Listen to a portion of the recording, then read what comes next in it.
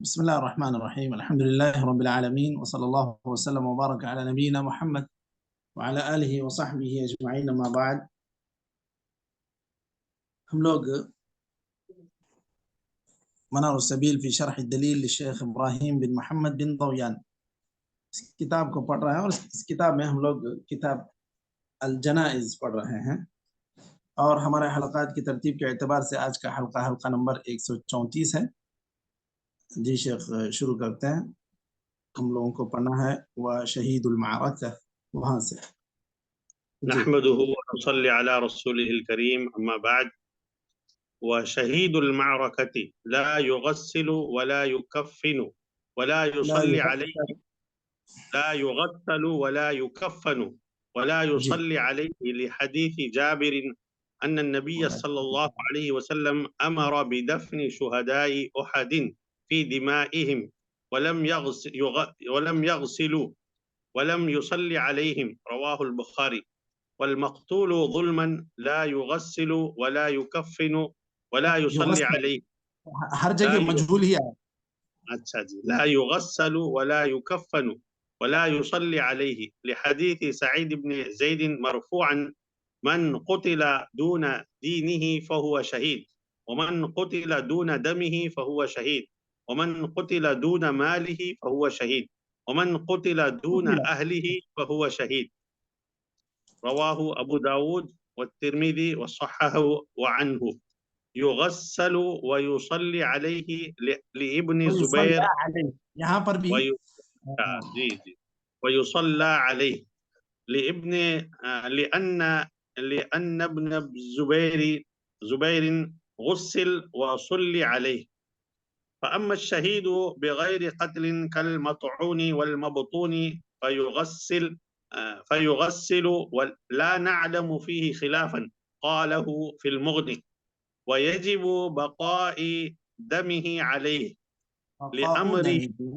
बक़ाउ दमिही अलैहि लिअम्रिही सल्लल्लाहु अलैहि वसल्लम बिदफ़्नि शुहदाअ उहदिन बिदिमाइहिम वदुफ़िनहु फ़ी थियाबिही लिहदीथ इब्न अब्बास अन्न नबिय सल्लल्लाहु अलैहि वसल्लम अमर बिक़त्लै उहदिन बिक़त्ला उहदिन अन युनज़अ अन्हुमुल हदीद वल जुलूद व अन युदफ़नु फ़ी थियाबिहिम बिदिमाइहिम, रवाहु अबू दाऊद व इब्न माजा। फ़इन सुलिब थियाबहु कुफ़िना फ़ी गैरिहा थियाबुहु फ़इन सुलिब थियाबुहु कुफ़िना फ़ी क्या शेख? सियाबहु है, सियाबुहु है। फ़इन सुलिब थियाबुहु कुफ़िना फ़ी गैरिहा लिअन्न सफ़िय्यत अरसलत इला नबी सल्लल्लाहु अलैहि वसल्लम थौबैन लियुकफ़िना हमज़त फ़ीहिमा फ़कफ़नहु फ़ी अहदिहिमा वकफ़न फ़िल आखिर रजुलन आखर। क़ाल याक़ूब इब्न शैबह वहुव सालिहुल इस्नादी व इन हुम्मिल फ़अकल औ शुरिब औ नाम औ बाल औ तकल्लम औ अतस औ ताल बक़ाउहु उर्फ़न फ़हुव कग़ैरिही युगस्सिलु व युसल्ला अलैहि लिअन्न नबिय युगस्सलु व युसल्ला अलैहि लिअन्न नबिय सल्लल्लाहु अलैहि वसल्लम गस्सल सअद इब्न मुआज़ व सल्ला अलैहि वकान शहीदन वसल्लल मुस्लिमून अला उमर व अली वहुमा शहीदान क़ालहु फ़िल मुग़नी औ क़ुतिला व अलैहि मा युजबुल गुस्ल मिन नहविही जनाबतुन। जी, मा युजिबुल गुस्ल मिन नहवी जनाबतिन फहुव कग़ैरिही लिअन्न नबिय सल्लल्लाहु अलैहि वसल्लम क़ाल यौम उहद मा बालु हंज़ला मिनर राहिब إني رأيت الملائكة تغسله. قالوا إنه سمع الهائعة فخرج وهو جنب ولم يغتسل. رواه الطيالسي.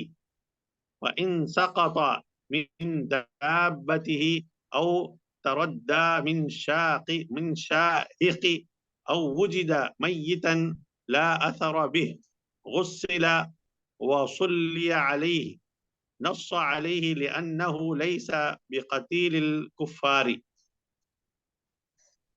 وتأويل أحمد وتأول قول أحمد. وتأول أحمد قاله صلى الله عليه وسلم: ادفنوهم بكلومهم بكلومه. بكلومهم. صحيح صحيح جي. وإن سقط من الميت شيء غسل وجعل معه في أكنافه في أكفانه. فعلة أسمائه أسمائي بأب فعلته أسماء بابنها. فعلته بأسماء بابنها. جي. فعلته فإن أسماء لم بابنها. أسماء بابنها أيوه. فإن لم يوجد إلا بعض الميت غسل وصلي عليه لإجماع الصحابة. قال أحمد: صلى أبو أيوب على رجل، وصلى عمر على عظام بالشام. شيء شيخ. صحيح. وصلى أبو عبيدة على رؤوس بالشام. رواهما عبد الله بن أحمد.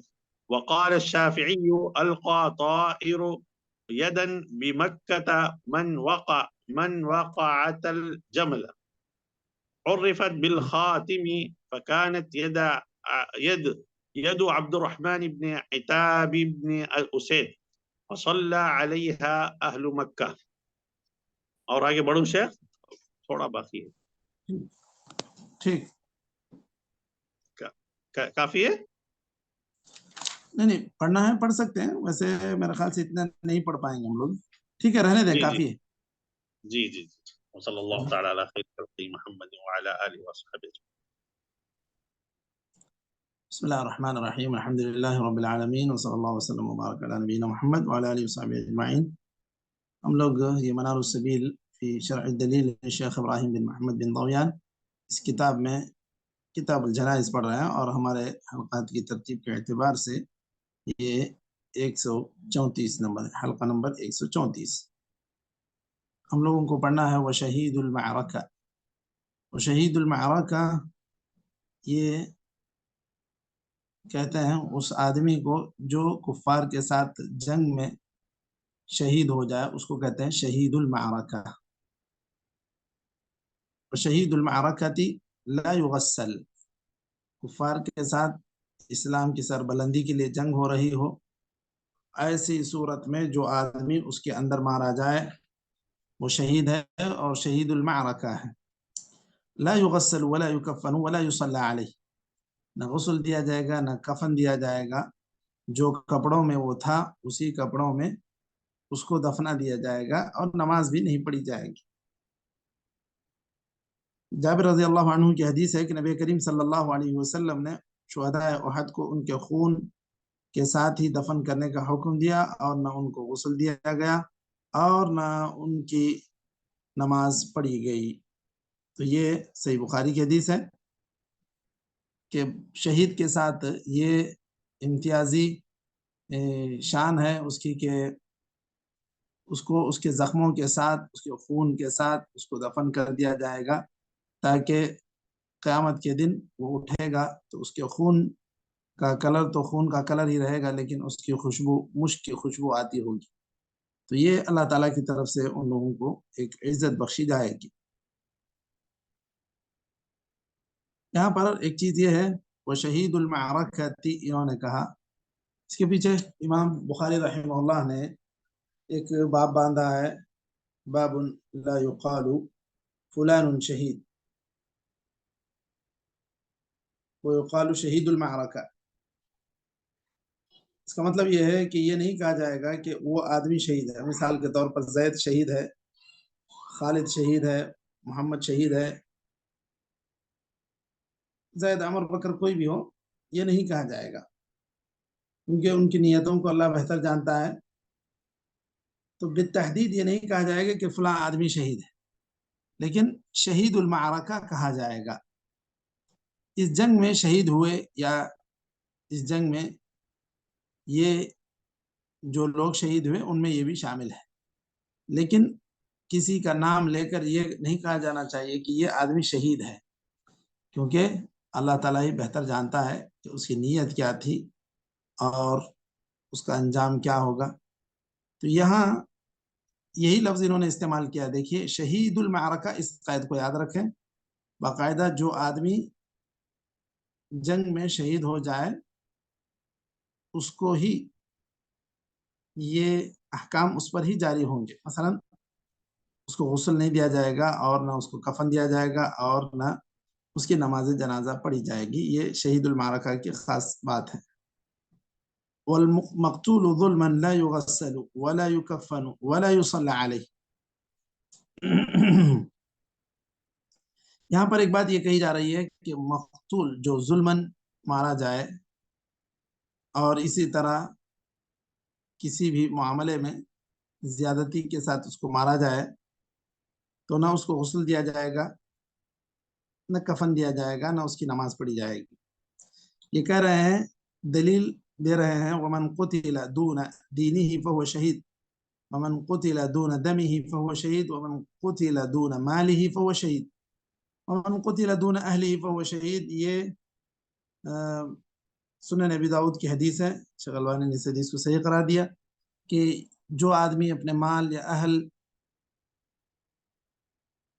یا عزت کے خاطر دفاع میں شہید ہو جائے تو پھر وہ آدمی شہید ہے. اس بنیاد پر انہوں نے کہا کہ اس پر شہید کے احکام جاری ہوں گے. یعنی جس طرح شہید المعرکہ کو غسل نہیں دیا جاتا، کفن نہیں دیا جاتا، نماز نہیں پڑھی جاتی، اس کے ساتھ بھی ایسا ہی کیا جائے گا کیونکہ حدیث میں اس کو بھی شہید کہا گیا ہے. تو یہ عمومی احادیث سے استدلال کی بنیاد پر ایسی بات کہی جا رہی ہے، ورنہ تو ایسا نہیں ہے کہ جو آدمی ظلمن شہید ہو جائے اس پر سارے شہید کے احکام جاری ہوں گے. یہ ہو سکتا ہے کہ وہ شہداء کے زمرے میں شامل ہو جائے، لیکن شہید المعرکہ کے جو خاص احکام ہیں وہ دیگر شہداء پر منطبق نہیں ہوں گے. وہ سارے احکام اسی شہید کے ساتھ خاص ہیں جو معرکے میں شہید ہوں.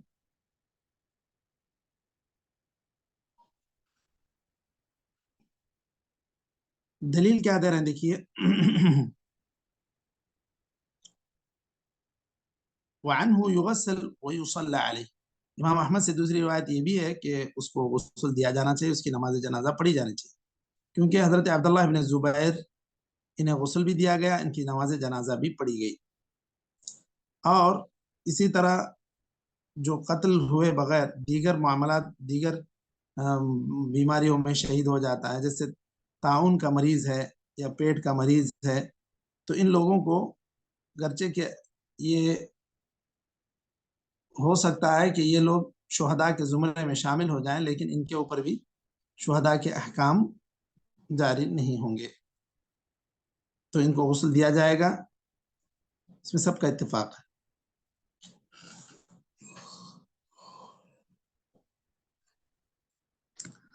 اس کے بعد وَيَجِبُ بَقَاءُ دَمِهِ عَلَيْهِ لِأَمْرِهِ صلی اللہ علیہ وسلم بِدَفْنِ شُهَدَاءِ أُحَدٍ بِدِمَائِهِ. اب شہید المعرکہ جو ہے اس کو اس کے خون کے ساتھ، اس کے زخم کے ساتھ ایسے ہی حالت میں اس کو دفن کر دیا جائے گا. اس کو نہ نہلایا جائے گا، نہ کپڑے بدلے جائیں گے اس کے، کیونکہ آپ صلی اللہ علیہ وسلم نے یہی حکم دیا تھا کہ ان کو ان کے زخموں کے ساتھ ہی ان کو دفن کر دیا جائے. اور اسی طرح یہ بھی کہہ رہے ہیں وَيَجِبُ کے اوپر عطف ہے وَدَفْنُهُ فِي ثِيَابِهِ اس کے کپڑوں میں ہی اس کو دفن کیا جانا چاہیے۔ حضرت عبداللہ ابن عباس رضی اللہ عنہ کی حدیث کہ آپ صلی اللہ علیہ وسلم نے شہداء احد کو کے تعلق سے حکم دیا کہ ان کے اوپر جو لوہے وغیرہ ہیں، زرہیں ہیں یا اور بھی کوئی چیز ہے، تلوار وغیرہ، یہ ساری چیزیں ان سے نکال لی جائیں، ان کو ان کے کپڑوں میں ان کے خون کے ساتھ ان کو دفن کر دیا جائے۔ یہی سنن ابی داؤد میں حدیث ہے، شیخ البانی نے اس حدیث کو ضعیف قرار دیا۔ یہاں پر ایک دوسری بات یہ ہے، دوسرا مسئلہ یہ ذکر کر رہے ہیں فَإِن سُلِبَ ثِيَابُهُ كُفِّنَ فِي غَيْرِهَا، اگر دشمنی میں حد سے گزر جائے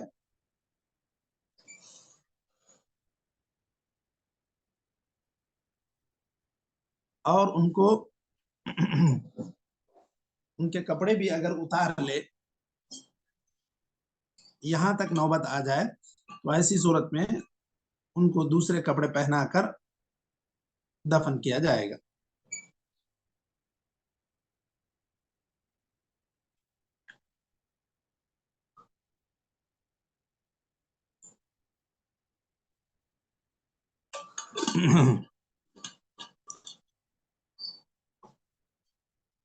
کیوں؟ اس لیے کہ دلیل کے طور پر یہاں پر ذکر ہو رہا ہے کہ دیکھیے حضرت حمزہ ابن عبد المطلب، ان کی بہن حضرت صفیہ بنت عبد المطلب، انہوں نے آپ صلی اللہ علیہ وسلم کی خدمت میں 2 کپڑے بھیجے تاکہ حضرت حمزہ کو کفن پہنایا جا سکے۔ 2 کپڑوں کی ضرورت نہیں تھی، آپ صلی اللہ علیہ وسلم نے ایک ہی کپڑے میں دفن کیا، دوسرے ساتھی کو اسے ایک کپڑے میں دفن کیا۔ تو مطلب یہ کہ اگر کپڑے بھی چھین لے جائیں دشمن کی طرف سے تو اس کو دوسرے کپڑے میں کفن دیا جا سکتا ہے۔ ٹھیک ہے نا مشائخ؟ بات واضح ہے؟ جی شیخ۔ ٹھیک۔ تو جو آدمی پیٹ کی بیماری میں یا طاعون میں شہید ہو تو اس کا کیا حکم ہے؟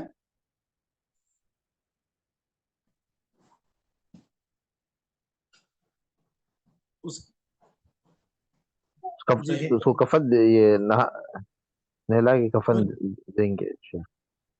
صحیح ہے، اس کو نہلایا بھی جائے گا، کفن بھی دیا جائے گا، کیونکہ یہ شہید المعرکہ نہیں ہے، یہ شہداء کے زمرے میں شامل ہو سکتا ہے، لیکن اس کے اوپر شہید المعرکہ کے احکام جاری نہیں ہوں گے۔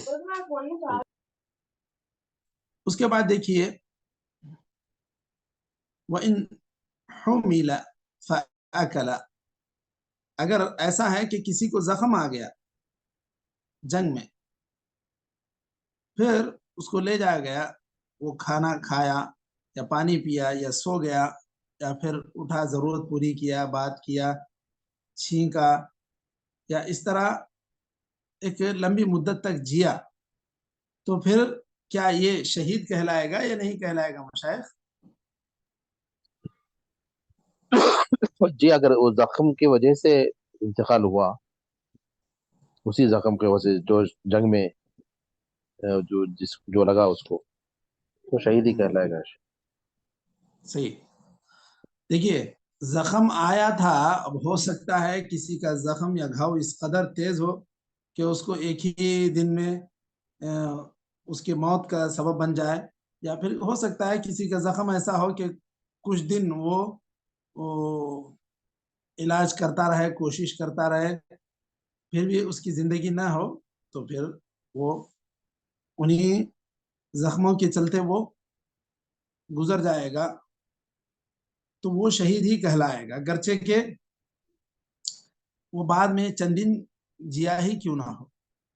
اس کے جینے سے، کھانے پینے سے، ضرورت کو جانے سے، بات کرنے سے، چھینکنے سے یا اور بھی ایک لمبی مدت تک جینے سے وہ شہیدوں میں شامل نہیں ہوگا، ایسی کوئی بات نہیں۔ جب زخم تلوار کا ہو، نیزے کا ہو، اس کو جنگ میں آیا تھا اور وہ شہید ہو گیا، تو پھر اس کے اوپر شہداء کے ہی احکام جاری ہوں گے۔ لیکن یہاں پر کہا گیا فَهُوَ كَغَيْرِهِ يُغَسَّلْ وَيُصَلَّى عَلَيْهِ، کیونکہ دیگر لوگوں کی طرح اس کے ساتھ معاملہ کیا جائے گا، ایک عام انسان کی طرح۔ یہ مرجوح روایت ہے.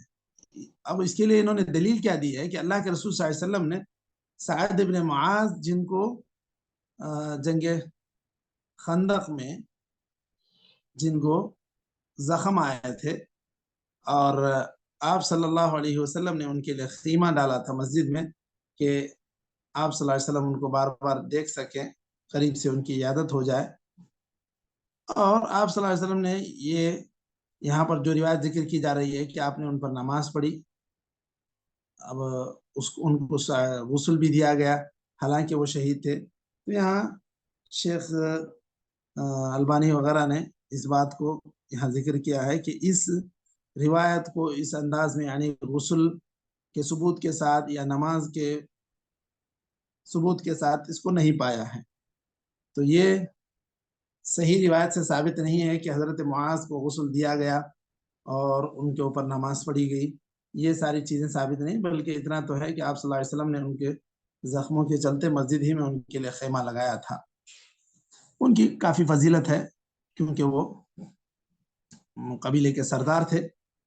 تو اس اعتبار سے آپ صلی اللہ علیہ وسلم ان کو قریب سے عیادت کرنے کے لیے ان کے لیے خیمہ لگائے تھے.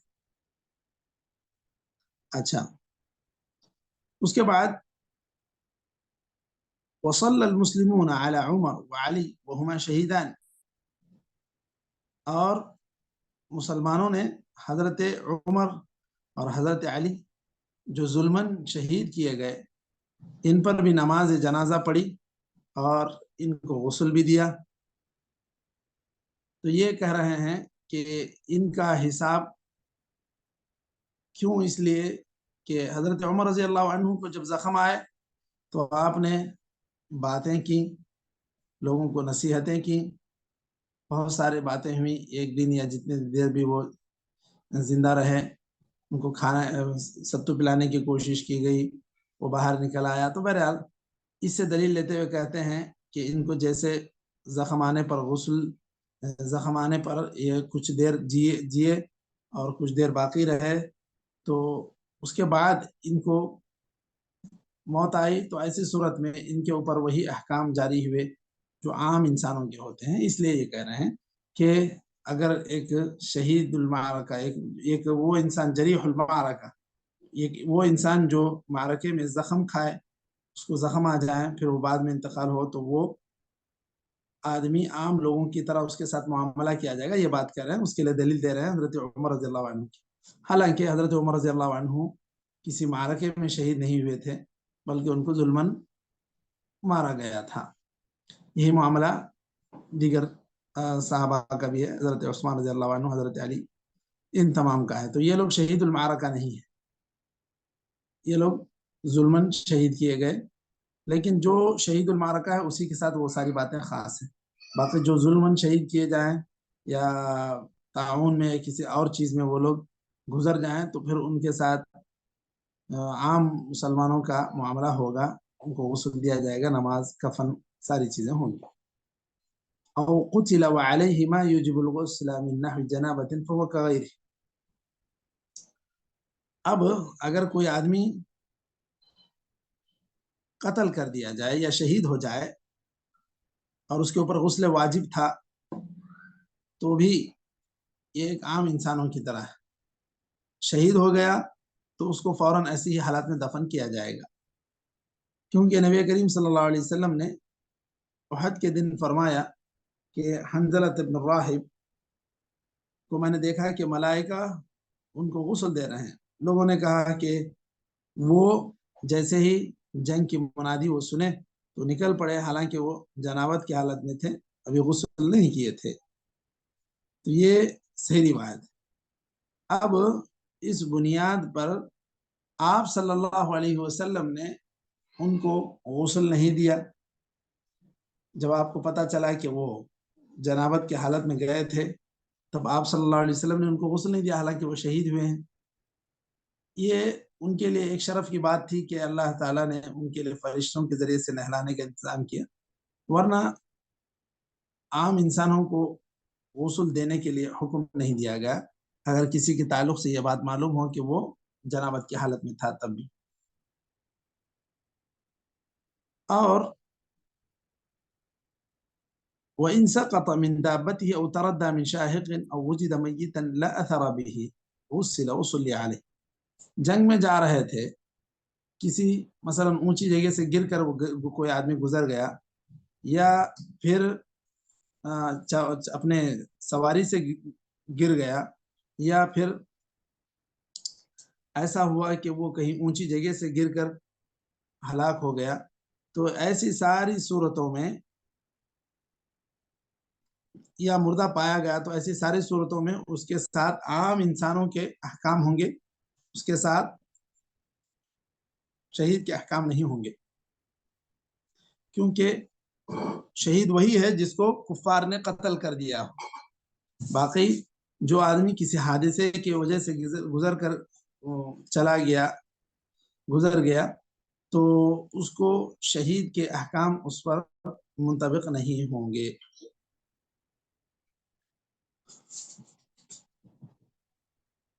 تو ان کے اوپر عام احکام منطبق ہوں گے، تو مطلب ہے کہ غسل دیا جائے گا، کفن دیا جائے گا، نماز پڑھی جائے گی، کیونکہ وہ کفار کے ذریعے سے مارا گیا انسان نہیں ہے، شہید نہیں ہے۔ اب امام احمد نے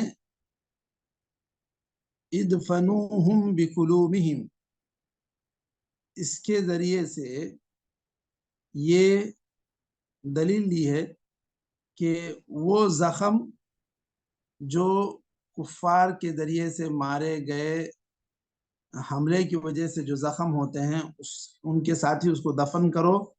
اس سے دلیل لی ہے کہ اگر کفار ماریں گے تو ہی وہ انسان شہید ہوگا، ورنہ اپنے طور پر کوئی آدمی گزر جائے کسی بھی زخم کی وجہ سے، تو پھر وہ آدمی شہید المعرکہ نہیں کہلائے گا، اس کے احکام ایسے نہیں ہوں گے۔ وَإِن سَقَطَ مِنَ واضح ہے نا مشائخ؟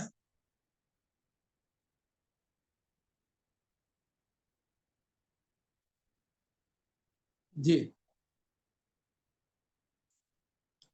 وَإِن سَقَطَ مِنَ الْمَيِّتِ شَيْءٌ غُسِّلَ، کیا کہہ رہے ہیں یہ؟ وَإِن سَقَطَ مِنَ الْمَيِّتِ شَيْءٌ غُسِّلَ، کیا بول رہے ہیں؟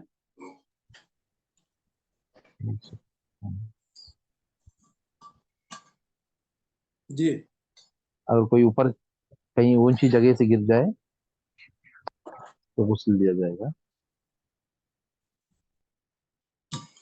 نہیں وہ مقصود وہ نہیں ہے۔ جی مشائخ، اور کچھ؟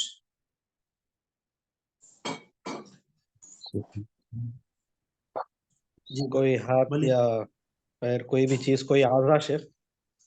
ہاں ہاں، کوئی بھی اعضا کٹا ہوا جی، گر جائے،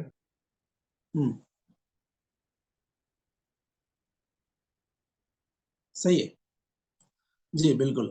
تو دیکھیے، اگر میت کا کوئی بھی عضو کٹ کر گر جائے، مثلا کفار نے مار دیا ہے اور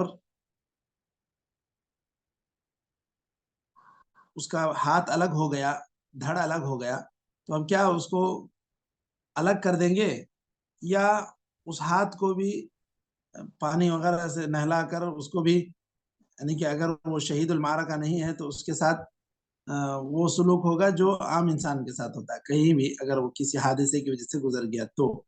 ورنہ اگر معرکے میں شہید ہوا تو اس کے ساتھ جس طرح دیگر بدن کے دیگر اعضاء کو نہلا دھلایا جاتا ہے، ایسے ہی اس ہاتھ کو بھی نہلا دھلا کر اس کے ساتھ ہی کفن میں رکھا جائے گا۔ حضرت اسماء نے ایسے کیا، اسماء بنت ابی بکر صدیق نے حضرت عبداللہ ابن زبیر کے ساتھ۔ فَإِن لَمْ يُوجَدْ إِلَّا بَعْضُ الْمَيِّتِ غُسِّلَ، اگر کیا کہتے ہیں جنگ ایسی گھماسان کی ہوئی کہ چیدڑے اڑ گئے، کس کی باڈی کہاں پڑی، کس کا چہرہ کہاں چلا گیا، کچھ نہیں پتا، تھوڑے ہی کچھ اعضاء ملے، تو بھی ان اعضاء کو رکھ کر ان کو نہلا کر اس پر نماز پڑھی جائے گی۔ یہ صحابہ کا اجماع ہے۔ اب یہاں پر مزید کچھ روایتیں ذکر کر رہے ہیں کہ امام احمد نے ابو ایوب کے ایک امام احمد کہتے ہیں حضرت ابو ایوب انصاری نے ایک پاؤں پر نماز پڑھی، یعنی کہ ایک پاؤں مل گیا تھا کہیں سے کسی مسلمان کا کسی جنگ میں یا جہاں پر بھی ملا تھا، تو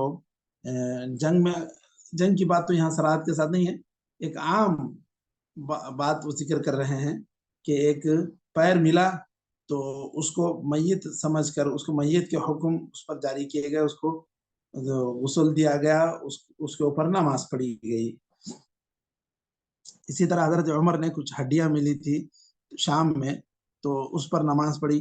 اسی طرح حضرت ابو عبیدہ نے بعض سروں پر نماز پڑھی، کہ مطلب یہ کہ دھڑ الگ کر دیے گئے تھے اور سر الگ کر دیے گئے تھے، تو حضرت ابو عبیدہ نے بھی سروں پہ نماز پڑھی۔ تو یہ سارے اعمال صحابہ کی یہ بتلا رہے ہیں کہ اگر کسی کا عضو الگ ہو جائے تو پھر اس پر نماز پڑھی جائے گی الگ سے۔ وہ صرف ایک عضو ہونے کی وجہ سے یہ نہیں کہا جائے گا کہ اس پر نماز نہیں پڑھیں گے، کیونکہ یہ پورا بدن نہیں ہے یا پوری باڈی نہیں ہے، ایسا نہیں کہا جائے گا۔ تو اس لیے تھوڑا بھی اگر ایک حصہ مل جائے کسی بھی انسان کا تو اس پر نماز پڑھی جائے گی، اس کو نہلا دھلا کر۔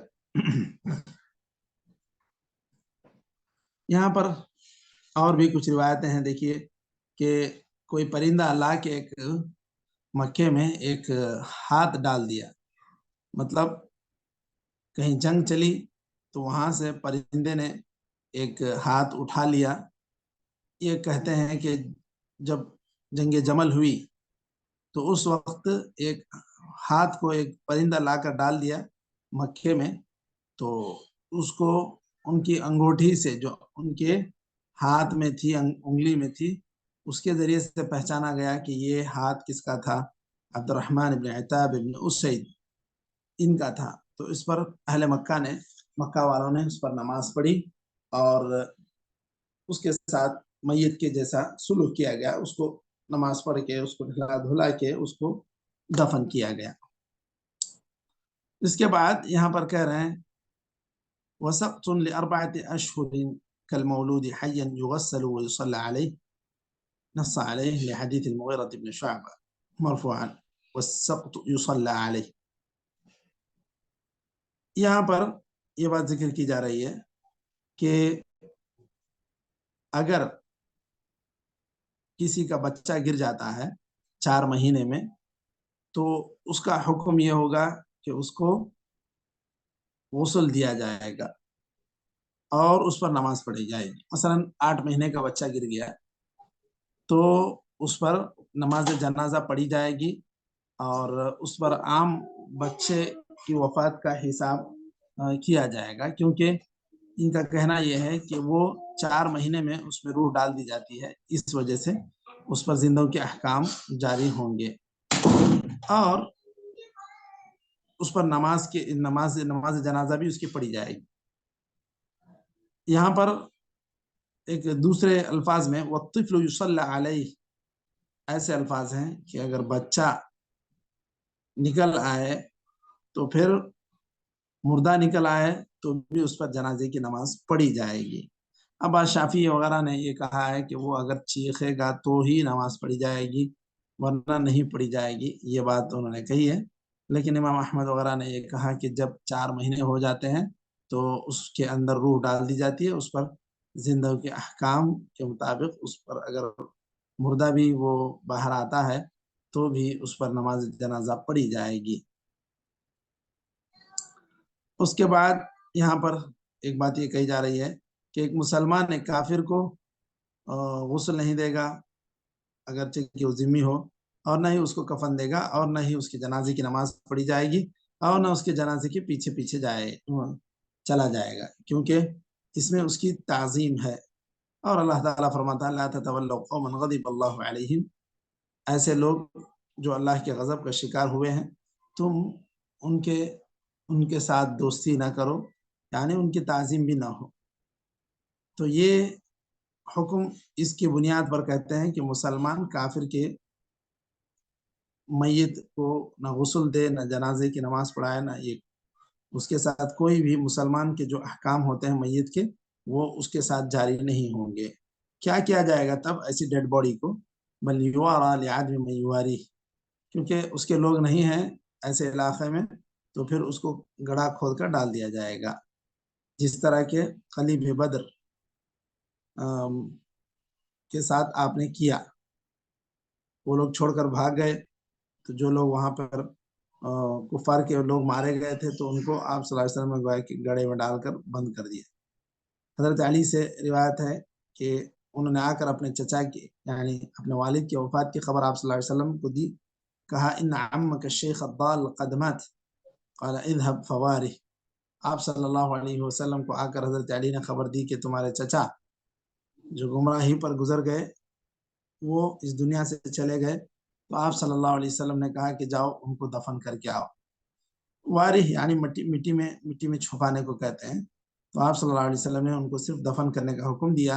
آپ نے یہ نہیں کہا کہ تم ان کو غسل دو، ان کو کفن دو، ان کو جنازے کی نماز پڑھاؤ، بلکہ سیدھے لے جاؤ، گڑھا کھودو، اندر ڈالو، آ جاؤ، اتنی ہی بات ہے۔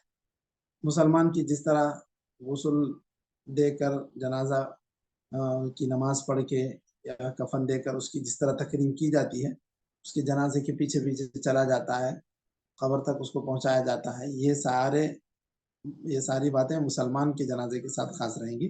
کافر کو بس صرف دفن کر دیا جائے۔ تو یہاں تک یہ ایک فصل ختم ہوئی ہے۔ نکتفی بهذا القدر وصلی اللہ وسلم علی نبینا محمد۔ جزاکم اللہ خیرا والسلام علیکم ورحمۃ اللہ وبرکاتہ۔